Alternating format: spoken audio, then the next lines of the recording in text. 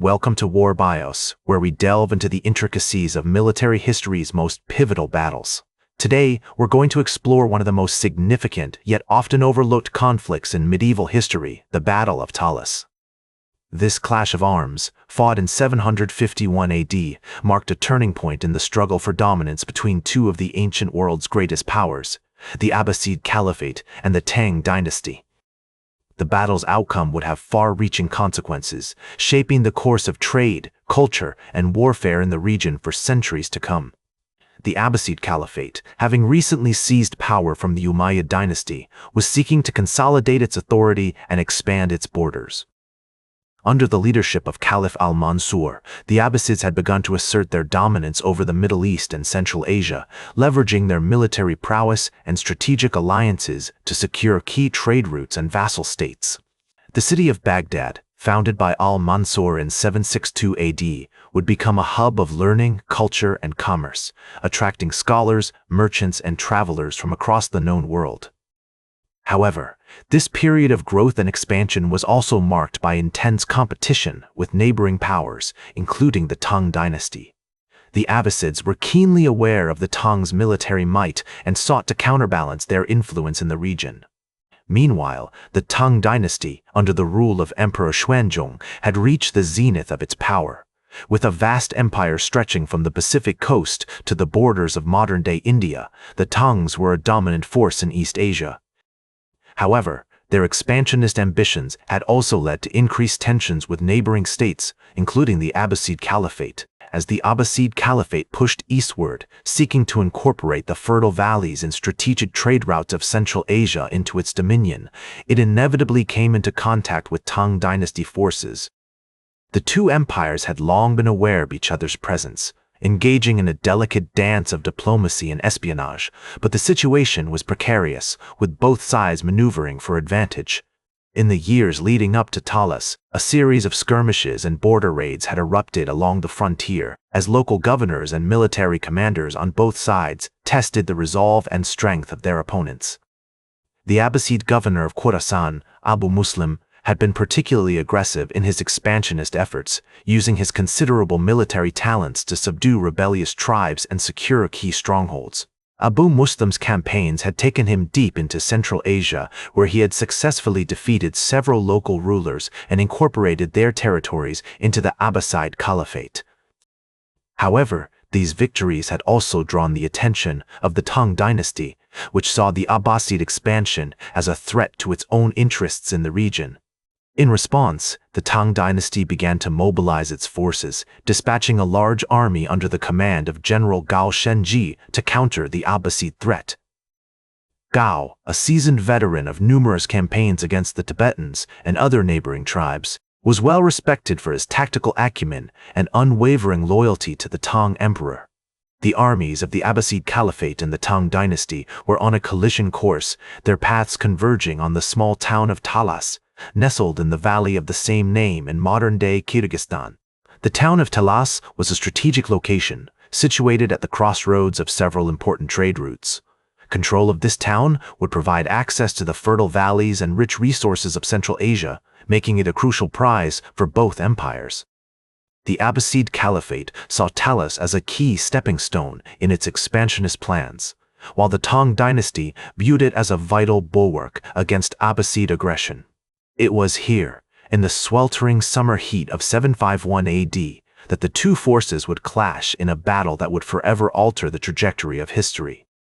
The events leading up to the Battle of Talas were marked by a series of intricate diplomatic maneuvers and strategic decisions, as both sides sought to outmaneuver their opponents and secure a decisive advantage. The Abbasid Caliphate, aware of the Tang Dynasty's military prowess, had been secretly negotiating with local tribes and city-states, seeking to forge alliances that would weaken the Tang position and create an opportunity for a decisive strike. These negotiations were often conducted in secret, with emissaries and spies crisscrossing the region to gather intelligence and spread propaganda.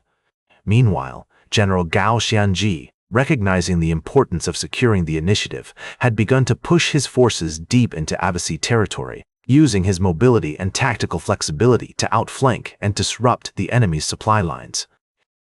The Tang army, comprising a mix of infantry, archers, and cavalry, was a formidable force, well-trained and equipped for the challenges of desert warfare.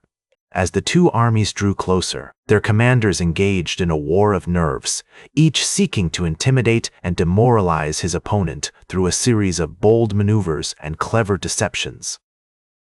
The Abbasid governor, Abu Muslim, had deployed his forces in a defensive posture, anchoring his flanks on the rugged terrain of the Talas Valley and preparing to absorb the initial Tang onslaught. As the Tang army approached the Abbasid lines on that fateful day of July 30, 751 AD, General Gao Xianzhi ordered his troops to form a crescent-shaped formation, a tactical masterpiece that would test the mettle of the enemy. The cavalry, with their gleaming armor and proud steeds, took positions on the flanks, while the infantry, armed with an array of deadly swords, spears, and crossbows, stood resolute at the center. This clever deployment allowed General Gao to exploit the weaknesses in the Abbasid defenses as he sought to outmaneuver his foe. The Abbasid governor, Abu Muslim, a cunning strategist himself, responded by deploying his forces in a defensive posture, anchoring his flanks on the rugged terrain of the Talas River Valley. The landscape itself became a formidable ally for the Abbasids, as the rocky outcroppings and narrow defiles funneled the Tang army into kill zones, where the defenders could unleash withering volleys of arrows and stones. As the two armies clashed, the air was filled with the thunderous din of drums, the scent of sweat and blood, and the cries of the wounded. The Battle of Talas had begun in earnest, a maelstrom of steel and fury that would decide the fate of Central Asia for generations to come. General Gao Xianzhi, his eyes ablaze with determination, rode into the fray, his presence inspiring his troops to fight on against overwhelming odds. The first day of battle was a grueling test of endurance, as both armies exchanged blows and neither gained the upper hand. The Tang army's superior numbers were offset by the Abbasids' clever use of terrain, which allowed them to hold off the attackers with relative ease. As night began to fall, the combatants withdrew to their respective camps, exhausted but far from defeated. The night air was filled with the sound of wounded men crying out for water, medical attention, or simply a comforting word. The Abbasid camp was abuzz with anxious whispers, as Abu Muslim and his advisors pored over maps and intelligence reports, seeking to anticipate the Tang army's next move. In the Tang camp, General Gao Xianzhi convened an urgent council with his senior officers, debating the best course of action for the morrow. As the sun rose on July 31st, the battle resumed with renewed intensity. The Tang army launched a series of fierce attacks against the Abbasid lines, seeking to break through the defenses and shatter the enemy's will. The fighting was brutal and relentless, with both sides suffering heavy losses. In the midst of the chaos, General Gao Xianzhi rode into the fray once more, his presence electrifying his troops as they clashed with the Abbasids in a frenzy of steel and blood. The turning point came when the Tang army's cavalry outflanked the Abbasid defenses, striking at the vulnerable rear of the enemy lines. The Abbasid forces, already reeling from the relentless pressure, began to waver and break. Abu Muslim, his elite guard fighting valiantly but ultimately unable to stem the tide, ordered a desperate counterattack against the Tang center. The attack was fierce, with the Abbasid warriors throwing themselves at the Tang lines with reckless abandon. However, it ultimately proved unsuccessful, as the Tang army held firm, their defenses bolstered by the timely arrival of reinforcements. As the sun began to set on July 31st, the Abbasid forces were in full retreat, abandoning their positions and fleeing towards the town of Talas. The Tang army pursued, cutting down any who stood in their way as the battle reached its bloody climax. The streets of Talas ran red with blood as the defeated Abbasids were hunted down and slain by their triumphant foes. General Gao Xianzhi, his face set in a grim mask, surveyed the carnage, his eyes taking in the scale of the destruction. The aftermath of the battle was a scene of unutterable devastation. The Abbasid forces had suffered devastating losses, with estimates suggesting that up to 20,000 men had been killed or wounded. The Tang army had also suffered significant casualties, but they had ultimately emerged victorious, their banners still flying high amidst the ruins. As General Gao Xianzhi received a message from Abu Muslim, who had managed to escape the battlefield, he smiled grimly, knowing that the battle may have been won, but the war was far from over. The Abbasid Caliphate would not take this defeat lightly, and the Tang Dynasty could expect a fierce counterattack in the days to come. As the dust settled on the ravaged streets of Talas, General Gao Xianzhi's victorious army began to consolidate their gains, securing key strongholds and rounding up any remaining Abbasid stragglers. The aftermath of the battle was marked by a mixture of jubilation and somber reflection, as the Tang forces surveyed the scale of destruction they had unleashed upon their foes. As General Gao Xianzhi rode through the city, his eyes scanned the devastation, taking in the destroyed buildings, the shattered remnants of what once were bustling streets. He knew that this victory came at a great cost, not just in terms of lives lost, but also in terms of the infrastructure and economy of the region.